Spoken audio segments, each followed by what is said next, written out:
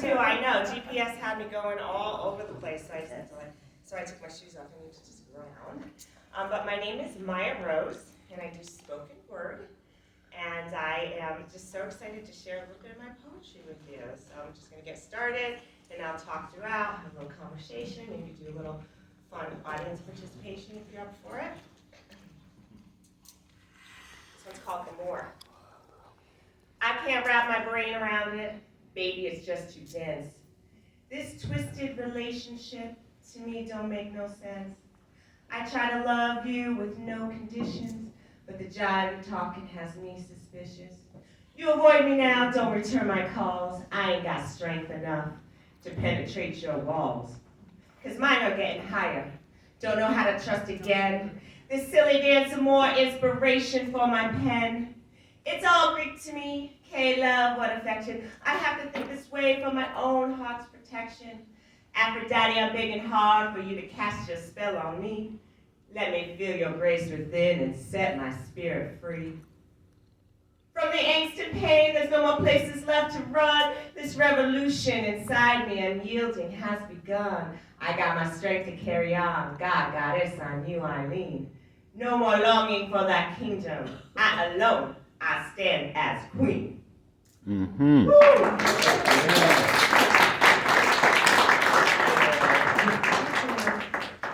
So I am of a mixed race origin.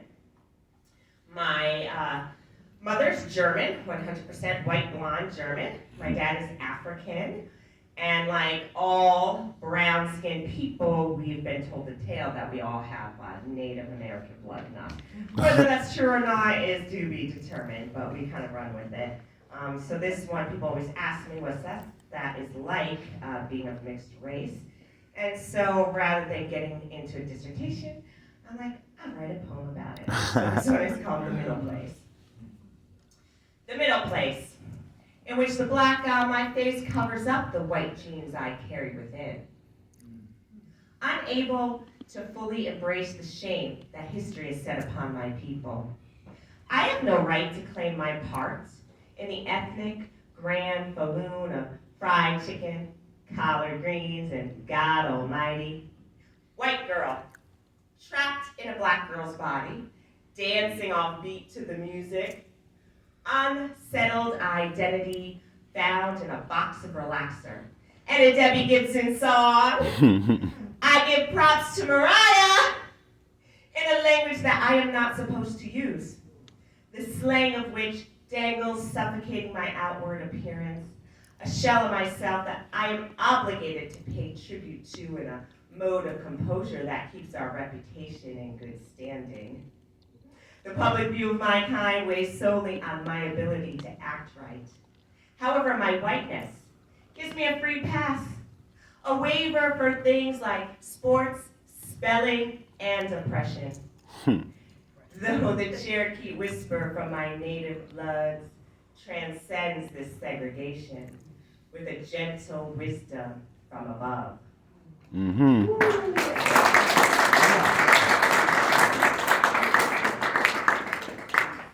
So this next poem, I actually wrote it a while ago, but I went through, as most of us have, a very heavy heart during the whole George Floyd trial. It actually caused me to stop watching the news, cold turkey. I just realized that participating in that media show was leaving me paralyzed. There was nothing I could really do about it. So I just decided to sort of go, into the woods and just try to detox myself from all this stuff. And so it's kind of interesting that I wrote this a while ago, but unfortunately it's still prevalent today. This one's called Yes, Sir. Yes, sir. A no good thug. A colored boy mulatto not raised right, disrespecting the law. A criminal. At the core of his DNA, Negro. Strip him down of all his humanity, revoke his right to vote, and set him off to fight the fires of the white wealthy for chimp change. But no, it's not about race. Miseducate him and leave him to fend for himself. among the chaos that is his history. We all done deserve what comes to us if we don't keep our nose clean. Concrete wallpaper and liquor-store hallways are no excuse. Pull yourself up, being great. I did it. I got by. No one paved the way for me. Slavery has nothing to do with the politeness I choose to put in my voice. Bus boycotts and water hose beatings did not touch my college fund. Crack, heroin, deadbeat dads, and single moms has nothing to do with my inheritance of love. My suburban security and ambition has no bearing on your decision to act a fool. Pull your pants up and speak to me proper, boy. A knee on the neck helps the heart of this civilization make peace on the dead souls of your ancestors. Mm. Thank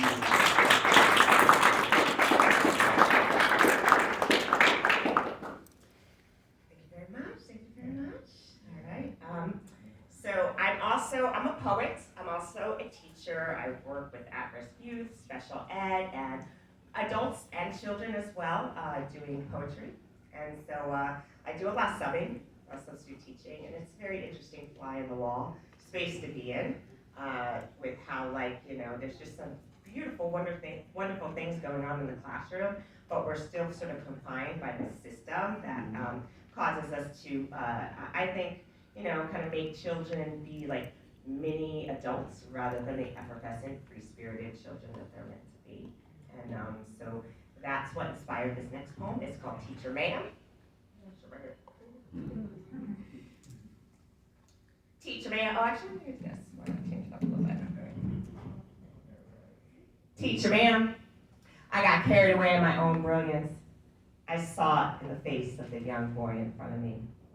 I stifled all his creativity in my eager desire to advise him into oblivion. The mind of this misgiving scrambles to find a way to correct it by again using my collection of philosophical learnings. My insides are desperate to grasp the past to save face in the future. I'd be the adult and they'd be the kids, the whipping post for years of unchanneled education. I proved my superiority and my ability to talk. In my smallness, the walls surrounding my narrow point of view echoes the need to prove my point. Raising the robots to blindly take charge of the conveyor belt, lifelessly sorting through whatever mass-produced item we decide to worship today to make meaning for existence. Allowing the tired limbs of their overworked adult roommates to take comfort in checking out with consumer-funded babysitters. Gifted in growing up to be the best competitive destroyers of anything green, natural, and healthy. Yet prosperous enough to spend 2 weeks vacation searching for places green, natural, and healthy. Not in my backyard, covered in weed killer, nitrogen, and electric fencing. Those innocent eyes that I gaze into, knowing nothing of the spirit of innovation. My degree won't allow it, and history hasn't laid the groundwork. No time for it. The bell rang, and the next team needs to use the field while your hot pocket is getting cold. Pay attention, because I know best. According to the classroom monitor's assessment on my loyal adherence to the standards in which we are all too weak to dismantle, crumbling ourselves instead. Wasting the flame designed to spark a new toy to play with, here for our own amusement, stopped for a mere moment to try to enjoy a blip of senseless wonder on forever in the face of the young boy in front of me. Mm-hmm.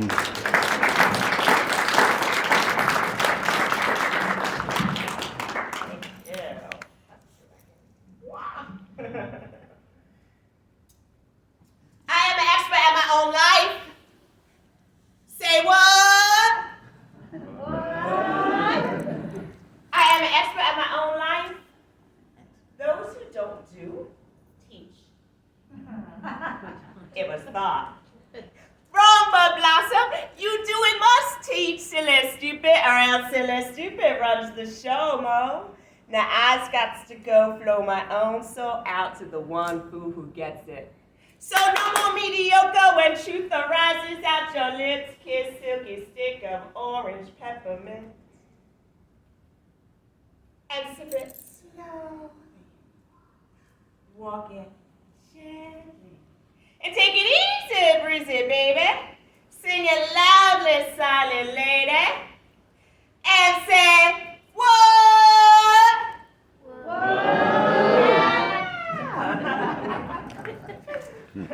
Now, what I would like to do is a little bit of audience participation. So, like I said, I teach poetry to both adults and children, and I combine my classes with a little bit of improv and movement.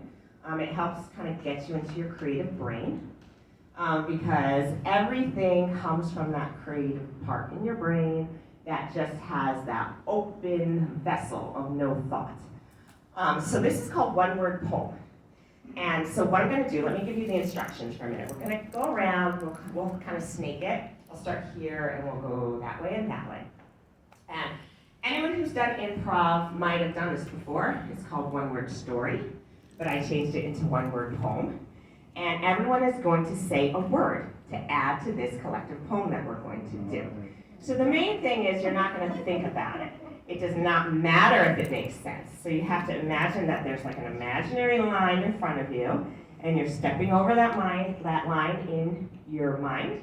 So once you cross that line, you're blanking out in your mind first word that pops into your head as quickly as possible. If you're really stuck, you can say skip and go to the next person. But again, it doesn't matter. And we're going to start it off with a nice little starter sentence or a prompt. So in my classes, I give a lot of prompts to kind of start you off, like the first line. And it's, "'Twas yonder in a meadow." You know, so basically how it goes is, if I started off, "'Twas yonder in a meadow," and then you start. And the person who starts off with that line will finish it. So when we get back to you, you're going to be doing the closing sentence. So like all good improv, if anyone's seen Whose Line Is It Anyway, or any of those wonderful shows, you know that we need a theme. And I'm going to call out from the audience. You can just call it out. What theme should we have for our poem? Just call it out. Love. A building in a forest? Animals in the forest. I heard animals in the forest. Good one! We're going to do, our theme is going to be animals in the forest. And remember, it does not matter if it doesn't make sense or does not follow our theme. I'm going to start it off. I'm going to start with you. I'm going to start it here. And any questions on the rules? No rules, don't think. One word or? One word. Just one word. One word. If you say a couple more, I'm not going to throw you out of class. All right, so we're starting off. "'Twas yonder in a meadow." So I'm going to start. "'Twas yonder. 'Twas yonder. 'Twas Yonder in a walk. Meadow. where The. Green elephant.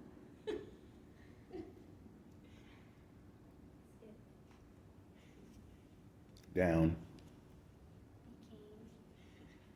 Taller. Above.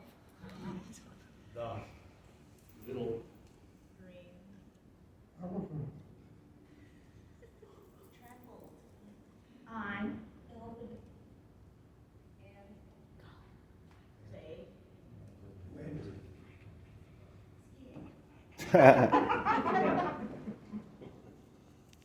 Caterpillars.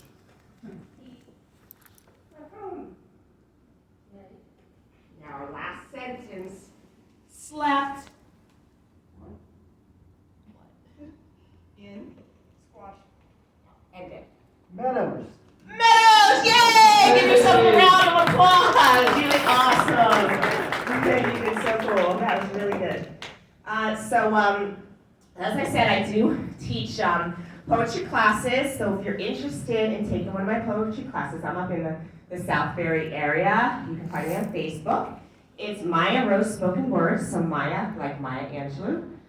Rose, like Stop and Smell the Roses, and Spoken Word. You can find me on YouTube, Facebook, Instagram, TikTok a little bit. Another thing that I like to use as a teaching device is what I call adaptation poems. So I have a WordPress. Anyone heard of our WordPress site? Know what it is? You know what it is? Awesome. It's kind of like Facebook for writers. Right. Yeah, so it's kind of like a blog, a website, but you go on and they have like the wall like they have on Facebook with all people writing all their different like poetry pieces, stories, things like that. It's really pretty amazing. And it's MayaRoseSpokenWord.com. I put a lot of writing challenges on there, and I also do the adaptation poems. So I'm going to share with you an adaptation poem. And my intention for sharing this with you today is one, if you want to do a class here, you want to get together, you can book me or do a private, you can contact me through that, or keep your ears out if there's something here. Or if you just go home and you're inspired and you're like, I really want to write, but I just don't know where to start. I like adaptation poems. So it's basically taking your favorite piece of writing, your favorite poem. It doesn't have to be anything super profound or famous. And you just recreate it line by line. And if you thought about when we did the one-word poem, it doesn't necessarily have to make sense. And if you know anything about improv, as long as you have the essence of it, the main thing is it's a seed. It's prompting you into finding your own creativity. So we can just have accents of the original poem. So I'm going to read two of mine to give you an idea of how I did it. And I really hope that you go home and write your own, and then maybe next time when Bill, I forgot to thank you. Thank you so much for having me here. The next time Bill does an open mic or has something here, you can come and share it. Because everyone has that little creative bug inside of them, and even if you're not like a writer or an artist, we still need to kind of get these emotions and feelings and ideas out in the open. So I find it to be very therapeutic work as well. So this one, my favorite mentor, Maya Angelou, is called On the Pulse of Morning. So this is her poem I'm going to read first. A rock, a river, a tree, host to species long since departed, marked the mastodon, the dinosaur, who left dry tokens of their sojourn here. On our planet floor, any broad alarm of their hastening doom is lost in a gloom of dust and ages. But today, the rock cries out to us clearly, forcefully, come, you may stand upon my back and face your distant destiny, but seek no haven in my shadow. I will give you no hiding place down here. You, created only a little lower than the angels, have crouched too long in the bruising darkness, have lain too long face down in ignorance. Your mouth spilling words, armed for slaughter. The rock cries out to us today, you may stand upon me, but do not hide your face.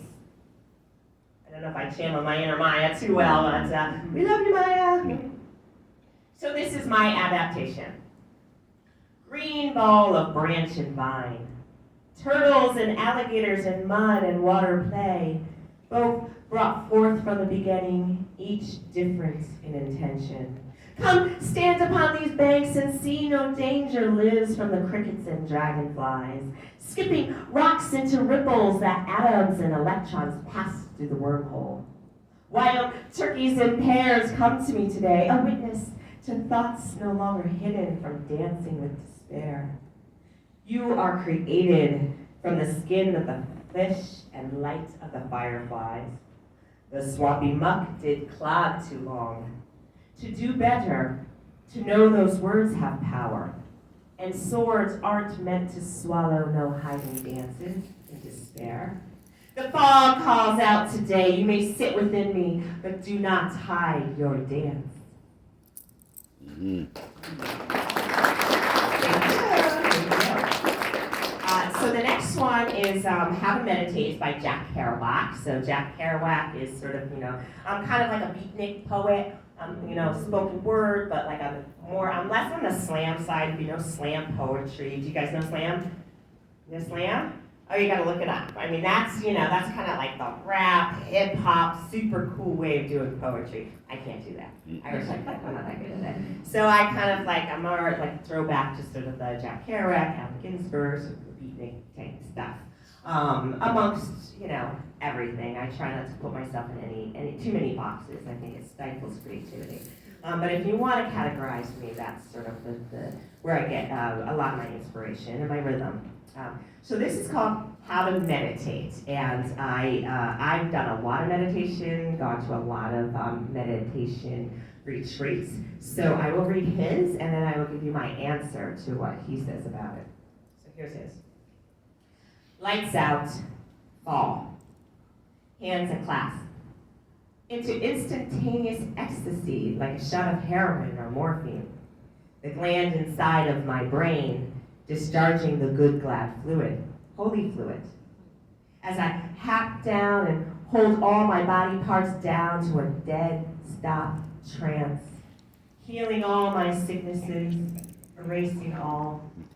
Not even a shred of I hope you or a loony balloon left in it. But the mind blank, serene, thoughtless. When a thought comes a-springing from afar, with its held forth figure of image, you spoof it out. You spuff it out. You fake it. And it fades.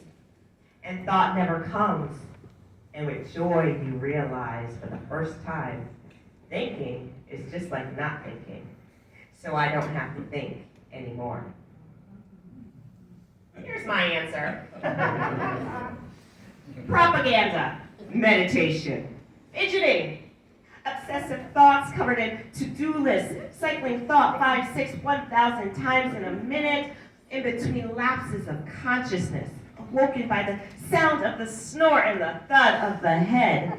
Bruised butt, badgering myself into succumbing to the promised surrender and release within the fantasy of nirvana, till the buzzer finally rings and a smile appears on my face, knowing that this shit is done and I can embrace the lesser suffering called life, and it is good.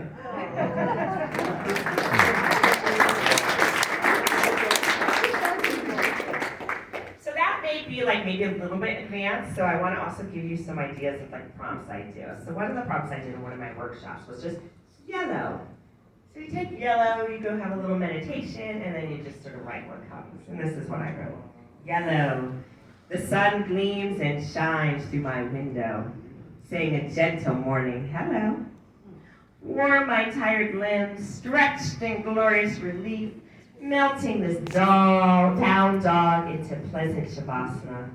Rise up from my bedside, piercing past guilt, brewed from basking in front row awe.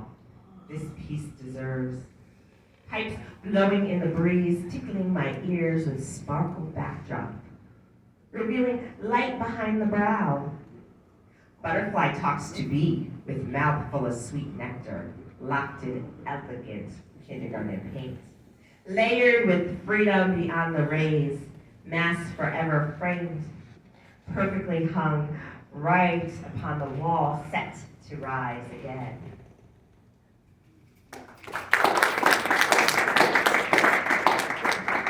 Now this is one that you definitely can do tonight.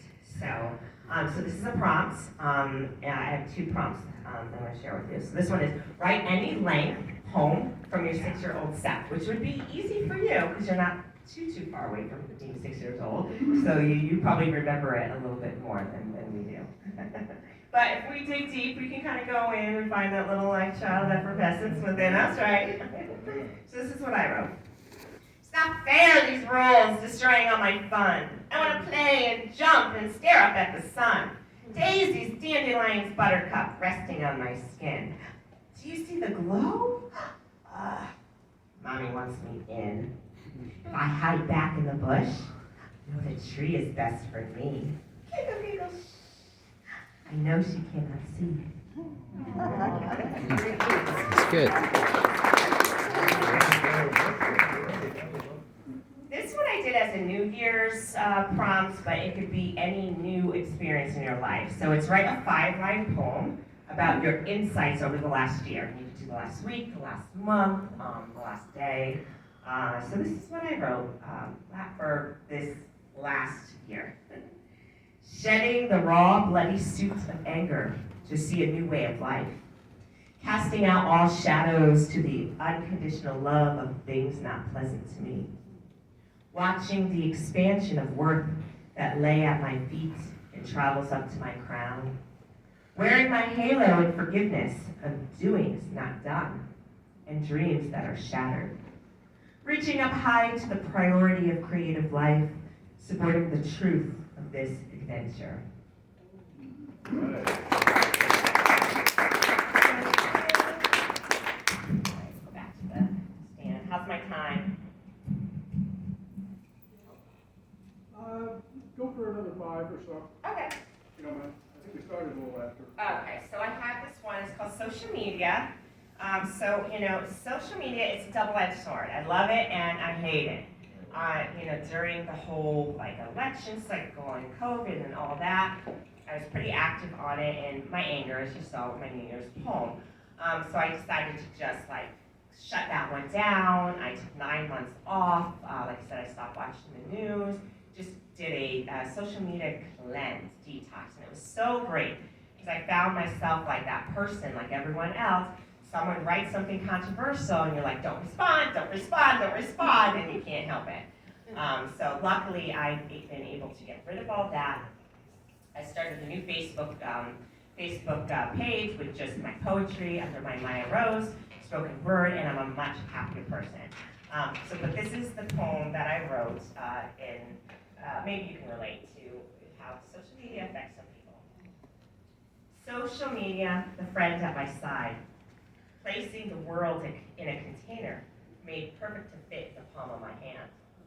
Seduced to write to you all my joy and pain, compelled to feeling angry at the chaos that ices the path, looking to you for comfort and validation, crying out my loneliness for one soul to relate, holding this solid flesh to dream, perhaps, comparing the laughs that dominate my wall of theoretical connection, posting the wisdom of the not-so-important leaders, watching life pass before my very hands, striking the keys with all caps desperation, tenderness felt with every like, soothing the temporary satisfaction of recognition, ignoring the truth behind the pocket of hell yes and word up, sizing up each impulse put before me to slide under the radar, wishing for the one to hold my essence in fearless permission, locked away in the corner, stilted and bonded, cleverly packaged in 140 characters of my many faces.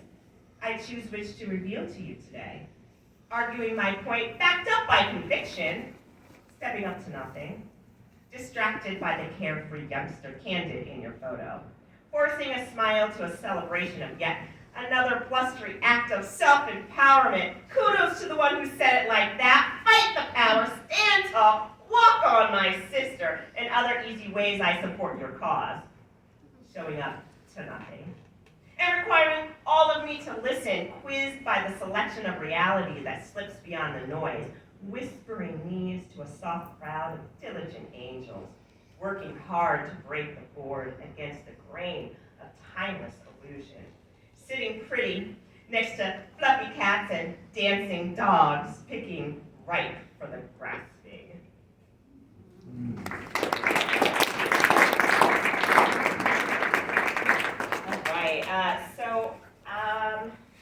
I just share, I do have a book. I don't have copies, unfortunately. I'm looking for a new publisher, a local publisher. I did this through self-publishing, and anyone who knows that, web kaleidoscope of, annoyance.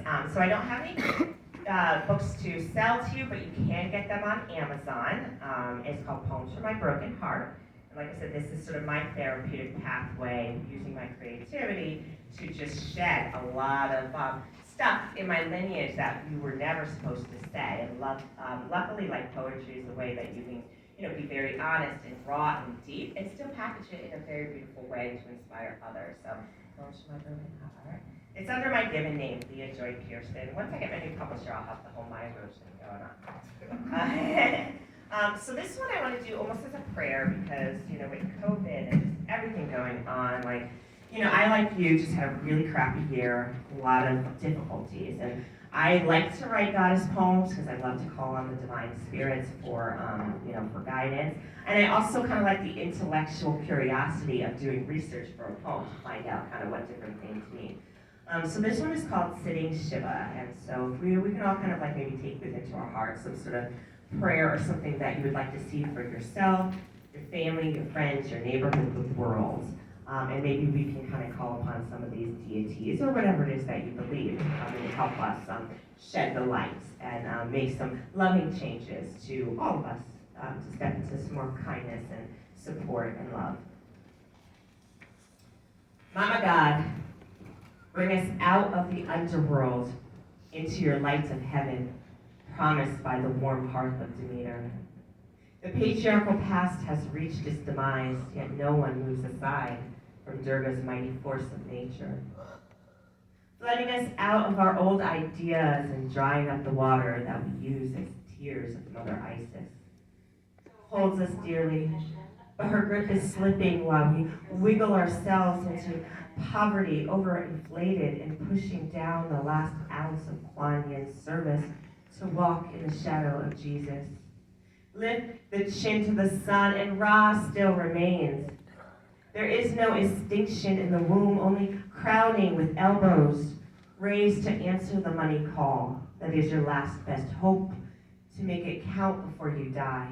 With Sedna, scarring the power out of your sentimental heart.